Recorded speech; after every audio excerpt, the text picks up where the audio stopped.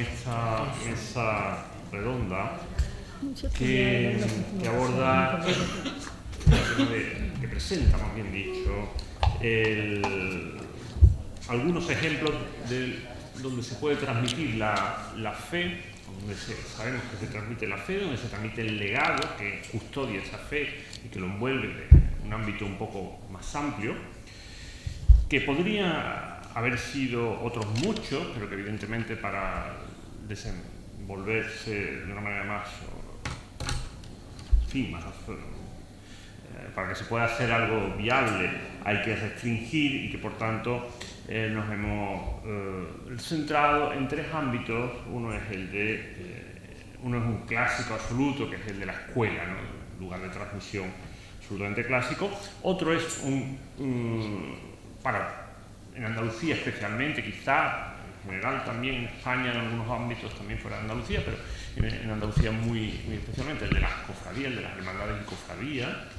Y también uno como es el escultismo en el movimiento católico, en este caso concreto. Realmente sabemos que hay un problema extraordinario para la transmisión de la fe. Cuántas familias ven cómo, y con dolor además, cómo sus hijos no repiten el marco de religiosidad que ellos han heredado y no han sido capaces de transmitir a sus hijos. En algunos casos ha habido un abandono también interno de la propia familia, y entonces se va viendo como un declive natural, pero en otros casos se vive casi como un drama, ¿no? Porque también los padres mantienen esa fe, en cambio pues no han sido capaces de mantener los hijos. Pero eso va envuelto dentro de un ámbito mucho mayor, no solamente es el de la fe concreta, sino también van viendo cómo se van perdiendo otros que, como en una cebolla, tiene muchas capas que van cubriéndolo, que lo van envolviendo, que lo van amparando, y que serían, por ejemplo, pues el del amor a la patria, el de los valores tradicionales. En muchos casos, si nos damos cuenta, ya nada vale de una generación a otra. Tienen desde una música distinta, un modo de vestir distinto. Eso, bueno, en cierto modo tiene una lógica con el paso concreto de las modas, que siempre han existido, pero en algunos casos tiene un carácter de ruptura que impide que ese envoltorio en el cual iba como un concentrado de ese legado del cual habla esta mesa, pues se vaya deteriorando, y el núcleo principal, que sería el de la fe, pues también tenga ese fallo, ¿no? Hay a veces que son ámbitos meramente prácticos, los que también se van faltando. Pensemos, yo que sé, hoy por ejemplo, pues de nada sirve los conocimientos que podamos tener a nivel profesional muchas veces, porque la siguiente generación le da un modo de trabajar completamente distinto. No sé, quien aprendió en la generación de nuestros padres, a lo mejor trabajar con el MS2, pues ya sabe que hoy eso no sirve absolutamente para nada. La abuela tenía unos conocimientos de cómo hacer la colada específicos y tal. La lavadora automática, digo, ¿usted para qué sirve eso? Pero claro, evidentemente la tecnología, no podemos negar la utilidad que tiene. Entonces, eso va confundiendo en el ámbito de lo cotidiano. Bueno, pues si es verdad que esas cosas ya no valen, pues a lo mejor estas otras que yo también daba por hecho, temas morales, temas, de más enjundia, pues a lo mejor es verdad que también tienen que cambiar. Así que en todo ese ámbito, pues se produce un gran problema, que no solamente va desde el meollo, sino que lleva muchas capas que lo envuelven, como digo. ¿Ve? No quiero ser demasiado rollo, porque aquí lo interesante son los tres testimonios que vamos a poner a confrontar ante vosotros.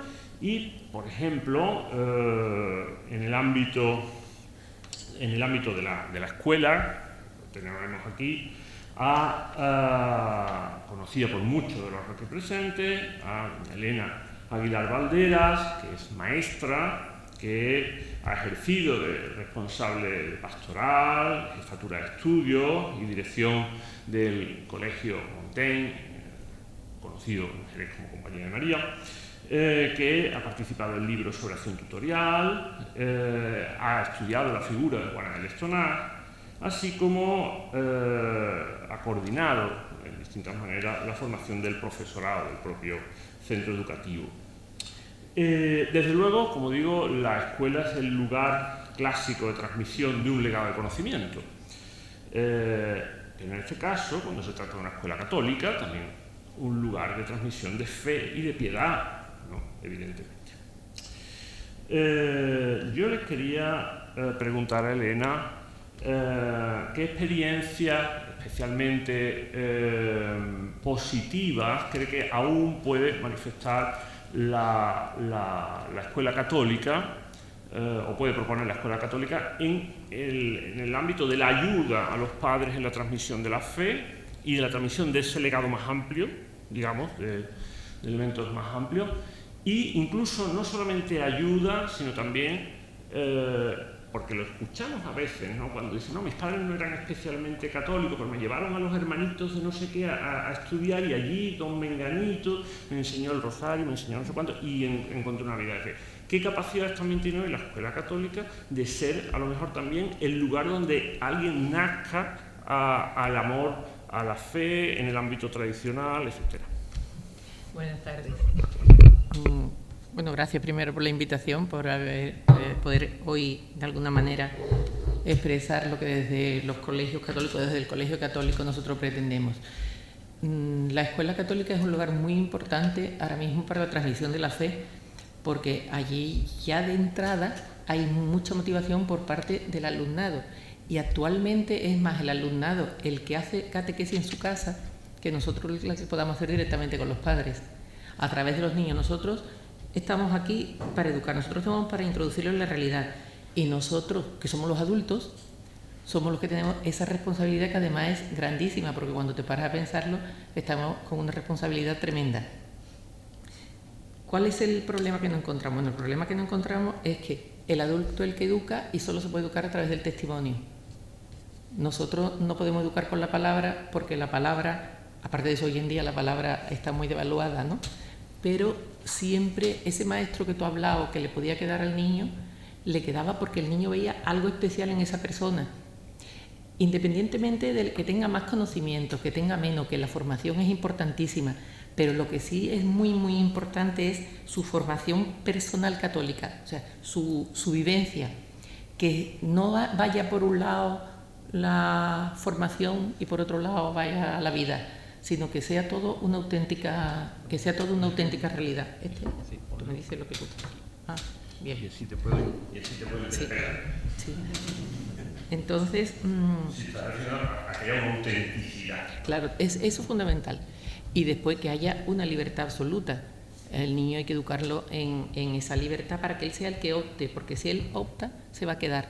Que no sea nada impuesto ni unas costumbres que repetimos anualmente, porque eso al final no queda nada, sino todo lo que se haga. Esa tradición tan importante de la Iglesia, que la Iglesia nos precede en todo, esa tradición tan importante es el legado que tenemos nosotros que mantener, porque a través de todo ese tipo de cosas, y ya no son normas, ya no son imposiciones, es que ya la propia persona elige lo que quiere hacer y dónde está su felicidad, como decía antes Carla.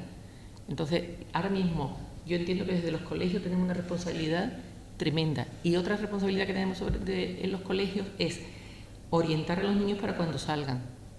Yo decía el otro día que Juan de Lestonar siempre decía que había que educar a los niños para el tiempo libre, porque en esos momentos son cuando son ellos mismos, y educarlos. Entonces nuestro fin, por eso es tan importante, veo yo las hermandades o veo a Gabriel, es muy importante cuando salgan del colegio que haya una compañía, que ese acompañamiento que le hacemos nosotros se continúe, y da mucha satisfacción cuando hay niños que vuelven al colegio después de estar fuera, después de haber pasado por unas dificultades, y vuelven buscando a los profesores y se mantiene esa relación, pero siempre tienen que estar, no se pueden ir solos del colegio, tienen que ir orientados hacia una hermandad, hacia unos grupos, los grupos que queráis, grupos como el vuestro, alguna comunidad.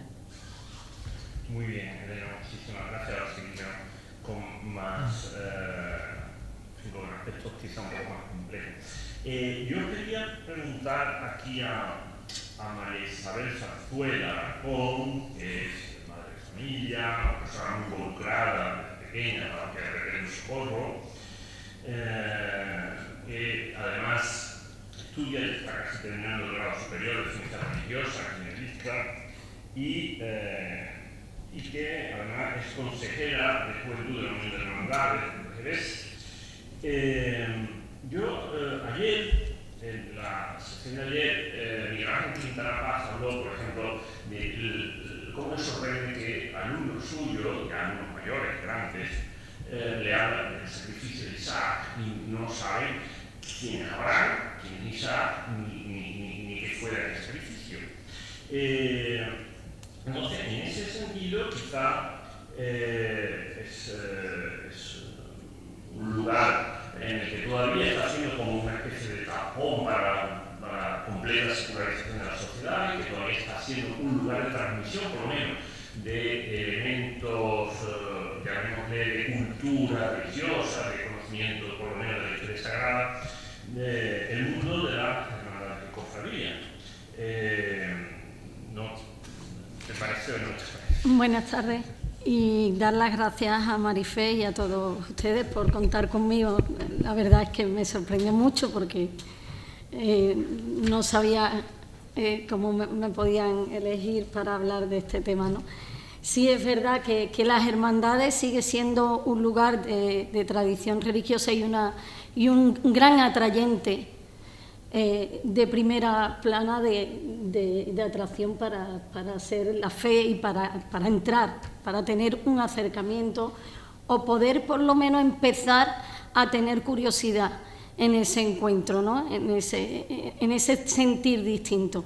La tradición popular, la Semana Santa, es una herramienta muy rica, muy valiosa para la juventud, pero una juventud que es difícil, que yo también me he encontrado.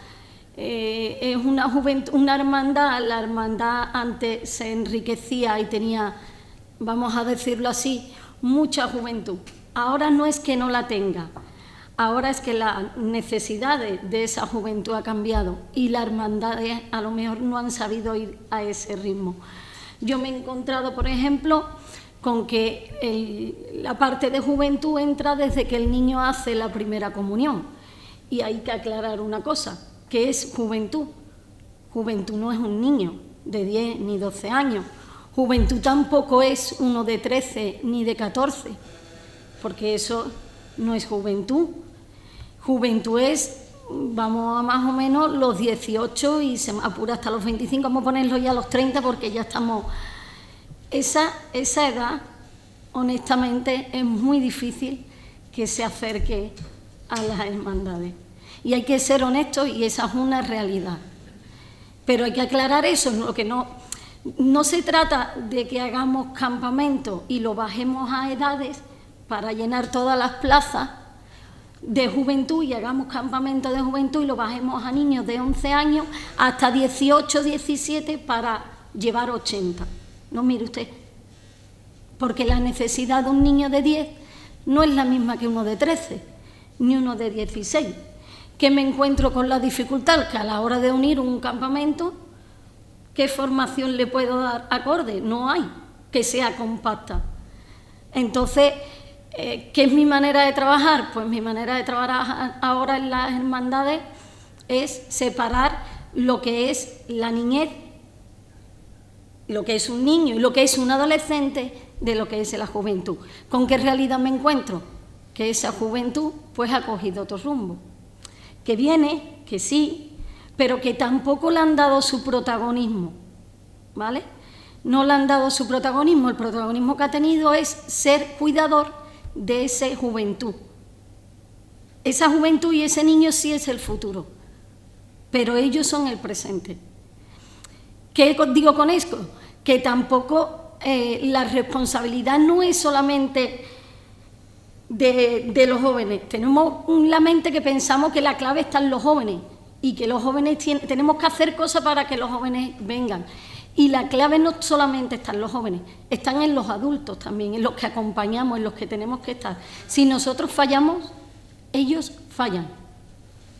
Si nosotros en nuestras propias hermandades, como yo digo, no le hacemos, como dice el Papa Francisco, un sitio que es su hogar, ¿vale? Si no les damos un sitio, no para guardar las cosas, mire usted, no, sino darle las llaves igual que se lo dan las llaves a los responsables. Y si te hacen un botellón porque ese es tu temor, pues pregúntate cómo evangelizar ese temor. Pero la cosa es que esos jóvenes sí tengan su casa. Y las hermandades sigue siendo un sitio muy enriquecedor para que esa juventud, en esa diversidad que hay y que hay que tener en cuenta, encuentren ese hogar. Y eso depende de nosotros. No va a depender de los jóvenes, va a depender de los adultos. Es muy sencillo. Os lo explico a lo mejor como le explico a los niños pequeños, ¿no? Y perdonadme, porque a lo mejor todos ya no tenemos edad de jugar al escondite, pero todos jugamos al escondite, vamos a jugar al escondite, ¿no? Y los jóvenes se esconden, se buscan, y cuando tú te encuentras seguro, corre, y que llegas y dices, casa. ¿Y qué sientes? Seguridad, amor, tranquilidad. Pues esa es nuestra labor. El jugar simplemente, que parece una tontería, a tener esa casa en las hermandades es lo más valioso que nosotros tenemos. Y tenemos un atrayente espectacular, un atrayente con unas imágenes que ayudan muchísimo, porque está el arte, están unas obras de arte con una expresividad increíble y que tenemos que saber utilizarla y expresarla, y que lleguen a decir, esa es mi casa, pero mi casa con tranquilidad, no que me vayan. Y creo que la juventud y las hermandades siguen teniendo mucha fuerza en eso, en ese atrayente. Y ahora nosotros en trabajar en que esas casas, esas hermandades, que cada vez se multiplican por los barrios, porque cada vez más necesario, porque cada vez más necesario un acompañamiento, porque cada vez más necesario una escucha y un sitio donde esos jóvenes tener, y quieren su barrio, no quieren su barrio.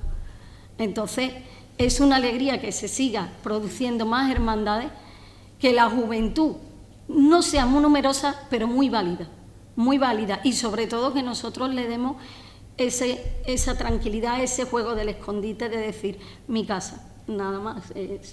Muchas gracias, María. Yo creo además que la verdad es que las cofradías tienen un alto valor y una alta posibilidad de la transmisión de la tradición heredada, ¿no? El hecho de que se rece a nuestro Señor a través de la imagen que le rezaba a nuestro padre, la misma imagen que le rezaba a nuestros abuelos, salir en la procesión con el mismo hábito con que salía nuestro padre, con que salía nuestro abuelo, saber que aquellos que nos acompañan en nuestra piedad son hijos o nietos de aquellos que acompañaron también a nuestros ancestros, tiene un valor excepcional precisamente en el darle valor a ese sentido de la tradición, ¿no? Yo creo que es por eso que también muchas veces buscamos el introducir también a nuestros hijos con esa intención, en ese ámbito de lo que es la devoción, la religiosidad popular, ¿no? Que durante mucho tiempo quizás se ha denostado como una religiosidad un poco madura y tal, pero creo que es algo que hay que revisar absolutamente, ¿no? Bueno, al hilo de lo que ha comentado Elena sobre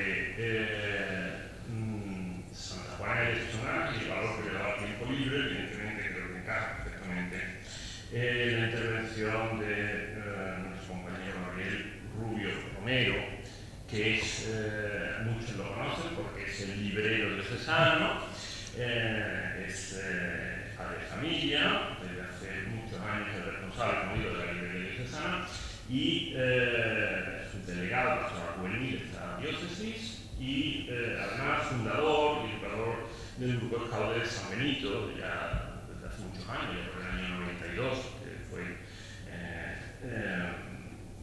que quizá ya se sorprende, ¿no? Una antigüedad de esa manera.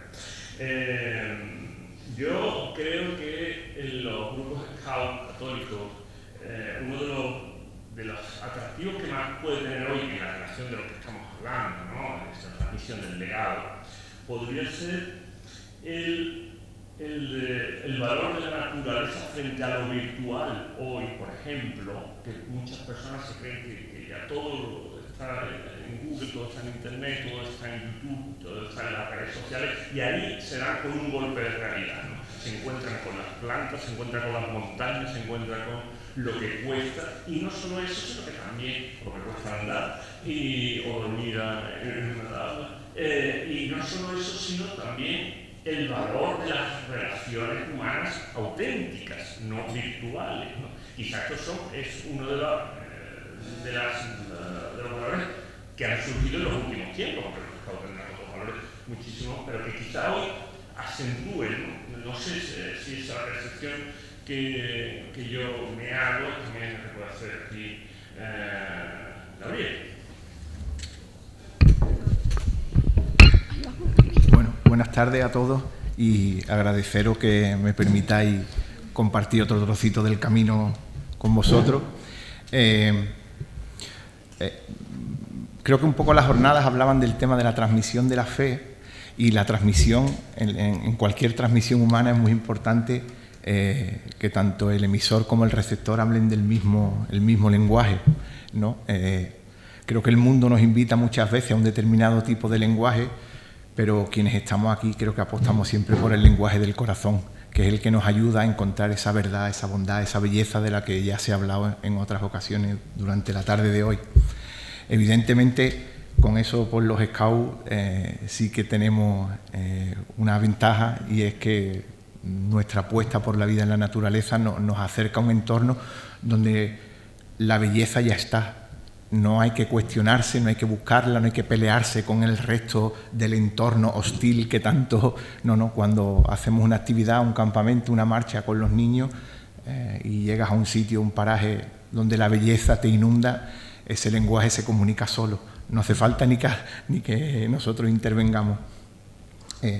El escultismo se funda en el año 1907, lo funda un coronel del ejército británico, pero el punto de inflexión para el escultismo católico es a través de un sacerdote jesuita que se llama Jacques Sevin, que curiosamente, cuando le pide permiso a sus superiores para utilizar el escultismo como herramienta de evangelización, literalmente le dice que se trata de un instrumento del demonio y que de ninguna manera les permite que utilicen el escultismo. Y él, que por lo visto debería ser bastante cabezón, decidió irse a conocer personalmente a Baden-Powell, vivir con él y hacer el esfuerzo de algo que pensaba él que estaba un poco la clave, ¿no? Que estábamos intentando adaptar una cosa surgida en la cultura anglosajona a la cultura latina.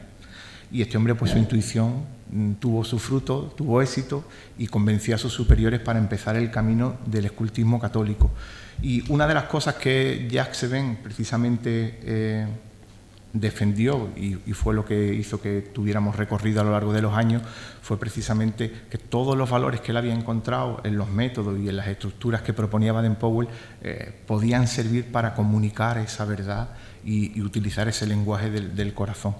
La naturaleza es uno de ellos, y otro que también se ha puesto sobre la mesa es el tema del acompañamiento. La propia vida de un grupo Scout nos hace acompañarnos unos a otros, porque cuando alguien entra en un grupo Scout, lo normal es que perdure en el tiempo, no siempre tan hartible como yo, pero lo normal es que perdure en el tiempo. Es decir, yo ahora soy responsable de los hijos de los niños que entraron en el grupo cuando lo fundamos. Entonces, imaginaros hasta qué punto hay una conexión en el que nuestras vidas son vidas entrecruzadas, vidas que acompañamos y vidas que forman parte de nuestra vida. Yo no sabría decir dónde empieza mi familia real y dónde empieza la familia Scout, ¿no? Y Jesús lo sabe muy bien, que sus hijos son uno de ellos.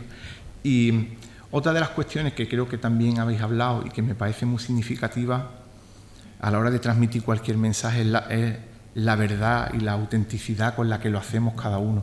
Creo que tú has sido Pablo, ¿no? Pablo, has hablado de de la identidad, de la coherencia un poco, y de que todo empieza por uno mismo. Entonces, en la medida que nosotros somos absolutamente auténticos en nuestro mensaje y en nuestra forma de vivir, pues en este caso el escultismo católico o cualquier otra realidad dará el fruto que se le presupone. Y creo que evidentemente nos toca empezar para cada uno.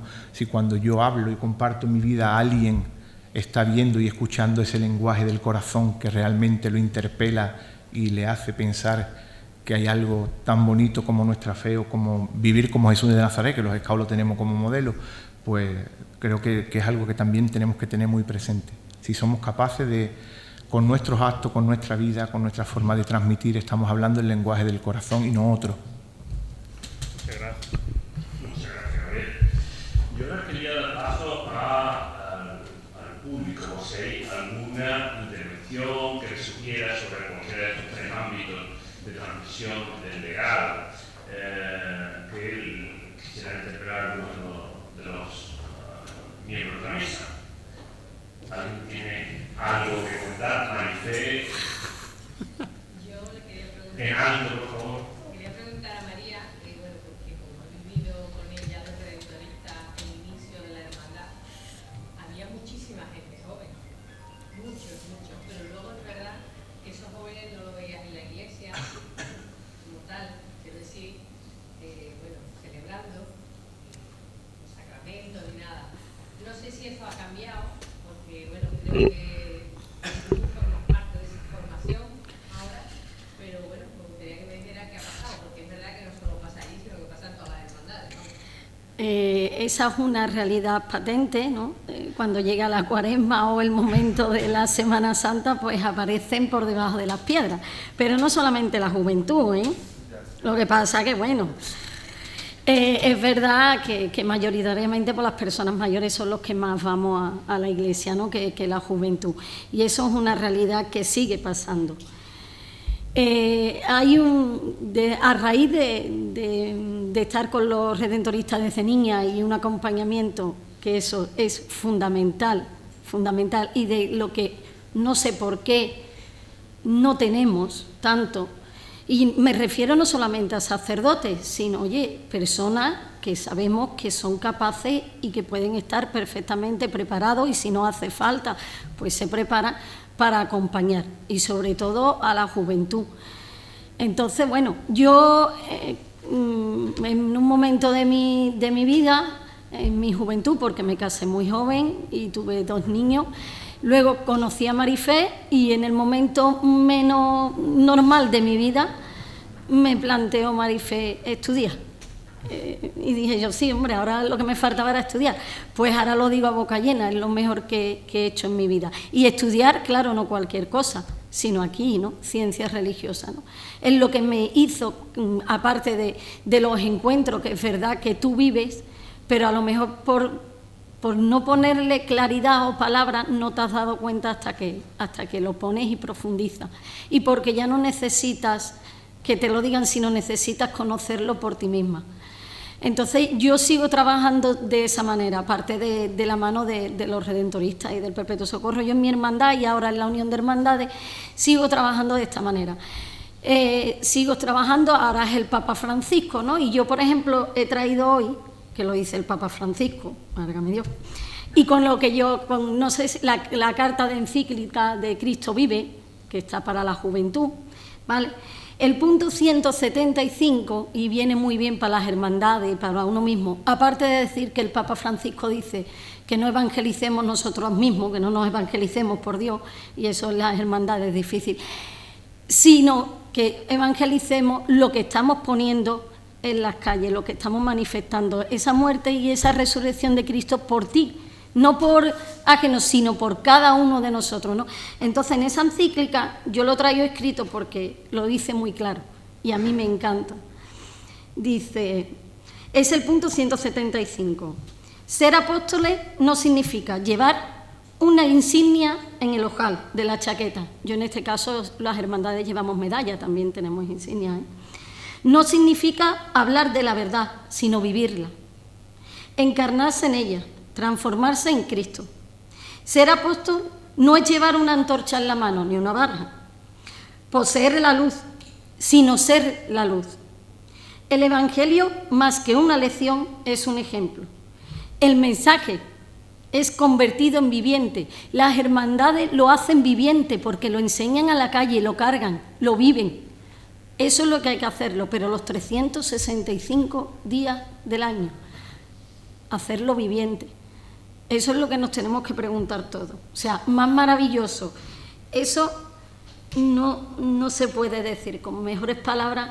Y entramos todos, ¿no? No solamente, pero yo en el mundo de la juventud y de las hermandades, quiero que si ellos cogen esa medalla, esa vara, sea convencido de lo que están exponiendo, esa exposición, esa evangelización, no es uno mismo, como dice el Padre Francisco, sino que yo estoy convencida de que el que llevo encima, bien sea cargando, bien sea bajo un capirote, bien sea de mantilla, ese es mi vida y ese me ha demostrado que no hay un amor más incondicional que ese y que eso es el amor, un amor incondicional que muere y resucita y que es Dios.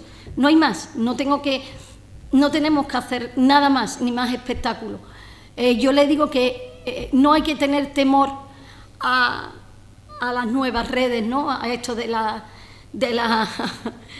inteligencia virtual, ¿no? O que no hay que tenerle miedo, no hay que decir que la Iglesia está atacada y afrontar con miedo. Yo tengo que defender porque la Iglesia si no me la quitan. No, yo no voy a evangelizar o no me voy a expresar así porque yo no tengo miedo. Yo estoy segura de lo que creo. No tengo miedo. Yo voy a evangelizar con la alegría y la esperanza de que en esa inteligencia virtual hay una posibilidad muy enorme y muy valiosa de evangelizar. Y voy a aprender y me voy a informar y voy a llegar de qué manera puedo yo evangelizar con esa inteligencia virtual o con lo que quiera llegar. Yo no le tengo miedo a una verdad más grande, que no hay verdad más grande que esa. La inteligencia del ser humano, por mucho que se quiera, no va a llegar a esa verdad.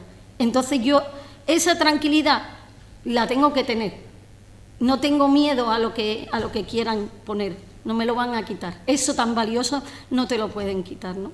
Y bueno, pues sí, es minoritario, pero creo que también, como dice Carla, es más claro, más fuerte, más sincero. Somos pocos, pero yo lo tengo claro. Entonces, a lo mejor sí, por tradición antes éramos más, pero tú no temías también decirle a papá o a mamá, no me quiero vestir o no lo entiendo por qué me tengo que vestir, y ahora sí le dices a tu padre, no me quiero vestir hasta que yo no sienta ese hábito. Y es necesario eso, es necesario sentirlo, vivirlo, y el encuentro es lo fundamental, y eso, la fe la compartes, pero la tienes que vivir tú, y si no la vives tú, nadie lo puede vivir por ti, y eso es lo bonito que tiene la fe, y eso es lo que yo le intento decir a mis jóvenes, nada más. Muchas gracias. ¿Alguna pregunta más? Sí. Solo te voy a contradecir un poquito. Sí, no te preocupes. Pero para poner un rayito de esperanza. Sí. Pero nada más, porque has dicho, es verdad que los mayores vamos más a misa que la gente joven y tal. Bueno, afortunadamente, yo por lo menos conozco testimonios, me imagino que más gente, ¿no? Gracias también a la labor que todos vosotros hacéis en el colegio, en las hermandades, en los grupos scouts y tal. Sí he conocido evangelizadores menores de edad, ¿vale? Evangelizadores en sus casas donde sus padres no iban ni a misa ni se confesaban. Sí, como le pasa a ella en el colegio. Y han vuelto a la fe. Entonces, nada más que eso. No, sí, o sea, yo lo entiendo, pero que por ejemplo en el mundo cofrade es muy evidente, las iglesias se llenan cuando llega la Cuaresma y la Semana Santa. Sí. María, recuerdo yo, a lo que comenta, cuando estuvo aquí el padre Santiago Cantera, como contaba también, de chicos que estaban en la escolanía, que en principio sus padres no eran creyentes, y cómo, bueno, por el hecho de que los chicos pues, tal día tenían la adoración, o tal día tenían una especie de exhibición de sus capacidades cantoriales, pues empezaban a ir por la abadía, y de pronto esos padres entran a empezar a entrar en el ministerio, ¿no? de la trascendencia. Y son cosas porque evidentemente han visto el bien que Dios, nuestro Señor Jesucristo, y a través de la Iglesia está haciendo en sus hijos, ¿no? Yo creo que eso empieza a abrirles un poco, evidentemente alguna semilla habría todavía quizá de su infancia, de su juventud, pero es verdad lo de la infancia misionera. Sí, pero además eso se ve en la realidad de los colegios perfectamente. Eso nosotros vemos como padres que se acercan a los tutores a cuestionarle cosas que sus hijos han dicho, y entonces ellos ya se preguntan qué, y además un niño contento, porque claro, si se transmite de verdad la fe y te llega, pues esa alegría, esa naturalidad, eso atrae y eso cuestiona. Entonces nosotros en el colegio, sí es verdad que vivimos muchas veces, o por ejemplo cuando llega más la edad de las confirmaciones, entonces hay niños que sorpresivamente dicen que sí, que se preparan para confirmarse, que incluso a los padres les llama muchísimo la atención, incluso te dicen los padres, no, es que se queda la amiga. No, en mi casa hasta aquí podíamos llegar, ¿no? Es que se queda también la amiga. Y son familias que después están ahí en el colegio, o sea, que se ve que los niños son los que están evangelizando, eso seguro, vamos. Sí. ¿Alguna intervención más? ¿Alguna idea? ¿Pregunta? Bueno, yo quería hacer una pregunta a doña Elena. No sé si existió ayer, no recuerdo. Ayer hubo un par de comentarios bastante interesantes. Yo tengo a mis hijos en un colegio concertado, no el suyo, sobre el tema de la transmisión de la fe en los colegios. ¿Qué podría usted decirnos? Porque yo en el de ella, no estoy hablando en detalle, pero sí noto hasta el punto de ella entra como en el colegio y los que vienen detrás están haciendo la parroquia. Entonces, vamos, yo por lo menos le puedo hablar de lo que nosotros queremos en eso, ¿no? Entonces, claro, es fundamental, porque vamos a ver,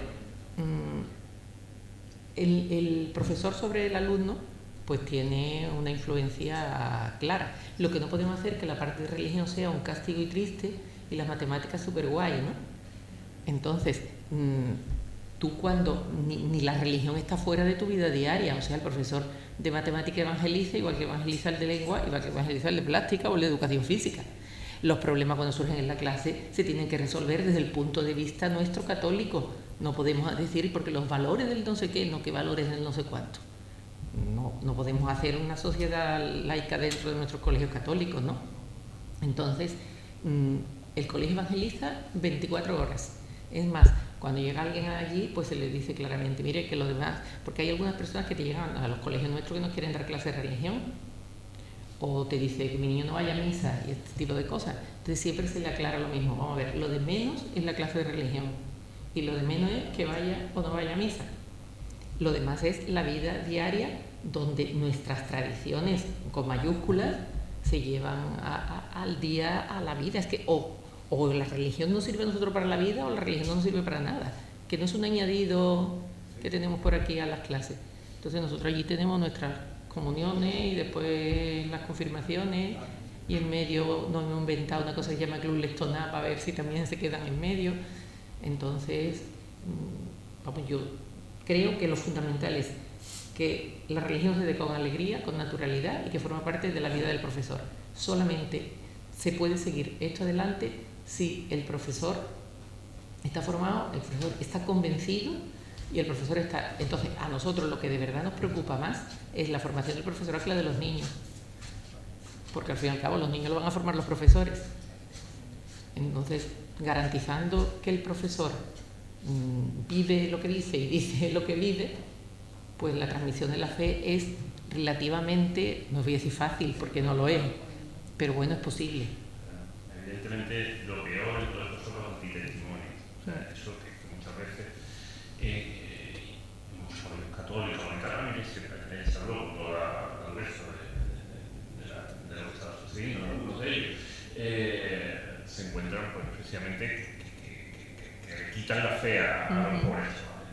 Entonces, en ese sentido, pues es fundamental la formación del profesor y la vivencia y el valor de la oración, ¿eh? Vamos a ver, los niños, por chicos que sean, tienen que rezar.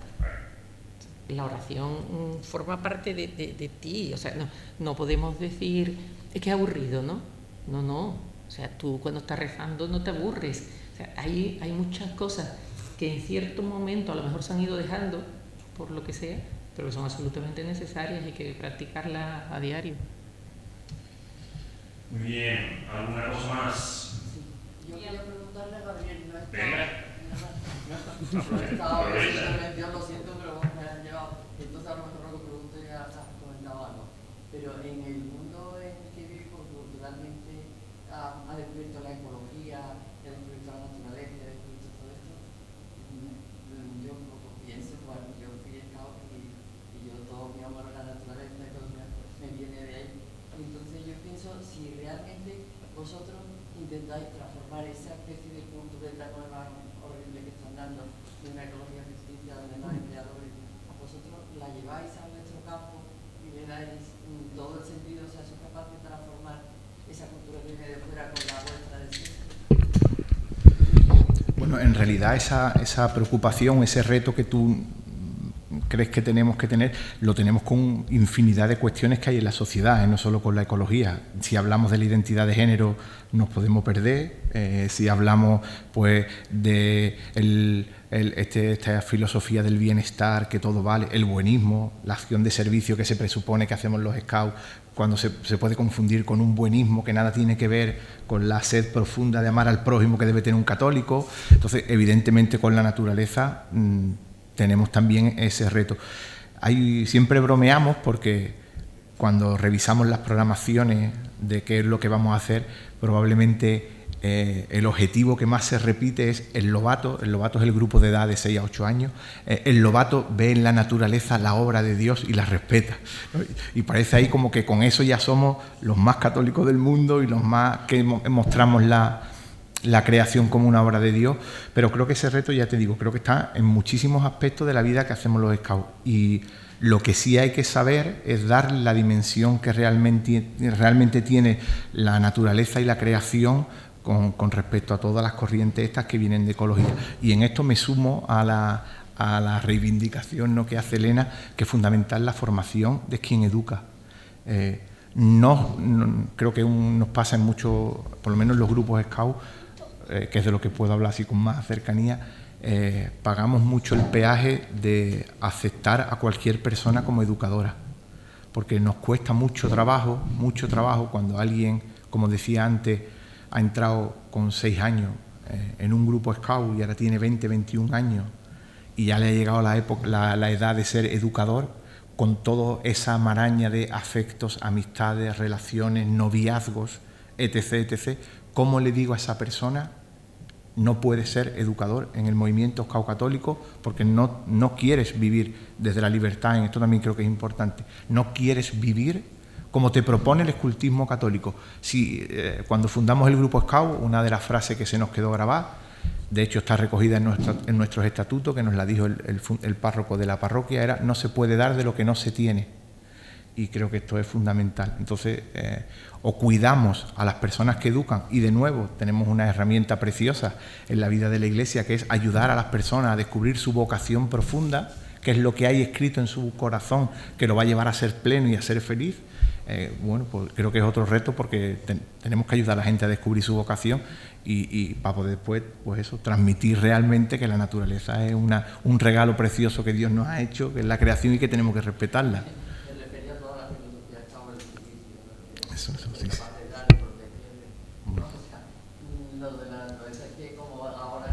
sí. Sí, es lo más llamativo ahora mismo. Y una cosa muy corta. Prácticamente la pregunta es eso: ¿qué exigencia de coherencia de vida y de preparación tienen o sea, cuando van llegando a mayores, realmente llegan con esa capacidad de ser los maestros? Mira, nosotros los scouts estamos entroncados en toda una estructura muy cercana del mundo civil. Creo que muchas veces nos pasa como las hermandades, somos movimientos de frontera. El problema es que muchas veces estamos en el lado malo de la valla, ¿no? Y tenemos que aprender a que quien educa por lo menos esté en el lado bueno de la valla y tenga claro pues estos modelos y estas verdades. ¿Qué ocurre? Que nos cuesta mucho trabajo, porque son gente joven que van pasando con los años, que tienen otras influencias en el exterior y que ese laicismo que hay en la sociedad pues también nos impregna. Cada grupo Scout pone sus herramientas. Yo puedo hablar del mío. O sea, el mío vivió una crisis muy profunda hace unos años porque decidimos que había una línea que ya no se traspasaba y eso pues, generó una estampida. De donde había 25 responsables nos quedamos 4, 5, 6 y hubo todo un proceso de conversión personal de esas personas y de todo lo que implicó. Afortunadamente Dios, que lo hace mucho mejor que nosotros, a la vuelta de los años, no muchos, el grupo Scout, mi grupo en concreto, no baja de 80, 90 personas en lista de espera queriendo que sus hijos entren a formar parte. ¿Por qué? Porque hay una identidad identificable. Quien ve al grupo Scout San Benito sabe a qué juega la partida del grupo Scout San Benito y ha puesto medidas para eso. Otra de las medidas que nosotros, por ejemplo, adoptamos, que esto no es habitual, es que todos los responsables realmente hayan finalizado su proceso de iniciación cristiana. Pues no todos los grupos lo tienen como estatuto, ¿no? Por poner ejemplo.